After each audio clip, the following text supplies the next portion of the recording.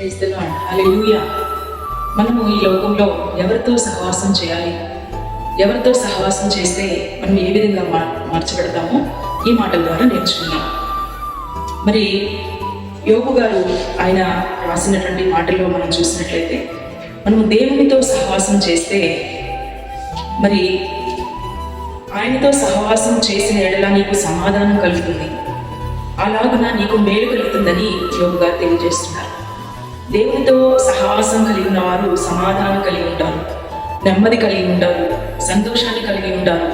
మరి లోకంలో భయంకరమైనటువంటి పరిస్థితిలో, భయానకమైనటువంటి స్థితిలో కూడా ఆయన మన హృదయాలకు చక్కటి నెమ్మదిని కలుగు చేస్తానని. అలాగే జ్ఞాని అయినటువంటి సొలొమోను గారు రాసినటువంటి మరి సామెతల గ్రంథంలో 13వ అధ్యాయము 20వ వచనంలో ఇలాగ రాయబడుతుందండి: జ్ఞానులతో సహవాసము చేయువాడు జ్ఞానం గలవాడు అవుతాడు. మరి మనకి ఒక ప్రశ్న, మనం ఎవరితో సహవాసం కలిగి ఉంటున్నాం? జ్ఞానం కలిగి దేవుణ్ణి అనుసరించే వారితో సహవాసం కలిగి ఉంటున్నామా?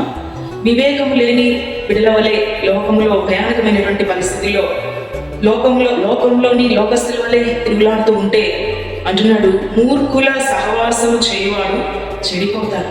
ఈ లోకంలో ఉన్నదంతా వక్ర మార్గం, ఈ లోకంలో ఉన్నదంతా కూడా దేవునికి వ్యతిరేకమైన పరిస్థితి, నీతి న్యాయ యథార్థతలు లేని ఈ లోక అధికారి అయినటువంటి అపవాది భయంకరమైనటువంటి దేవుని యొక్క ఉద్దేశాన్ని చెరిపే పరిస్థితులను మనం చూస్తూ వస్తున్నాం కనుక, మరి యోబు గారు సెలవిచ్చినట్లుగా దేవునితోనే మనం సహవాసం కలిగి ఉండాలి, అంటే ఫెలోషిప్ కలిగి ఉండాలి.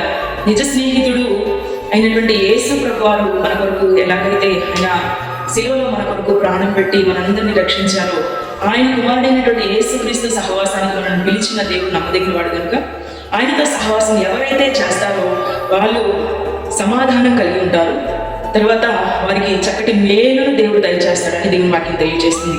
అలాగే జ్ఞానులతో సహవాసం చేసే వారికి దేవుడు చక్కటి జ్ఞానాన్ని అనుగ్రహిస్తారట. అంతేకాదు, ఎవరైతే దేవునికి వ్యతిరేకంగా ఉంటూ లోకానుసారంగా జీవిస్తూ మూర్ఖులతో సహవాసం చేస్తారో, మూర్ఖులతో సహవాసం చేసేవాళ్ళు చెడిపోతారని దేవుని వాక్యం రాయబడుతూ వస్తుంది కనుక, మనకి ఒక ప్రశ్న, ఎవరితో మనం సహవాసం కలిగి ఉన్నాం? ఎవరికి వారు ప్రశ్నించుకున్నప్పుడు మనం దేవునితో సహవాసం కలిగి ఉండాలి.